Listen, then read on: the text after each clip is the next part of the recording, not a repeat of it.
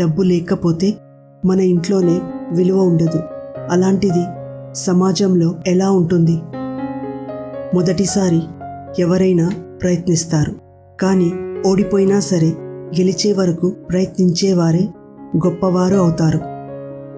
నీ విలువ తెలియని వారితో ఏం మాట్లాడినా, వారికేం చేసినా కూడా నీకు విలువ ఉండదు.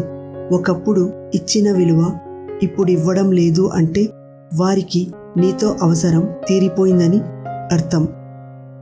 నువ్వు ఒకరికి నచ్చాలని ఏమీ లేదు, నచ్చకపోయినా నష్టమేమీ లేదు. మరెవరి కోసమో నీ వ్యక్తిత్వాన్ని చంపుకొని బ్రతకాల్సిన అవసరం అస్సల్లేదు. కలిసి ఉండాలి అనుకునేవారు అర్థం చేసుకునే ప్రయత్నం చేస్తారు. విడిపోవాలి అనుకునేవారు బాధ పెట్టడానికే ప్రయత్నిస్తారు. ఎవరికి ఎంత చెప్పాలో అంతే చెప్పు, వినకపోతే వదిలేయి, వాళ్లే తెలుసుకుంటారు.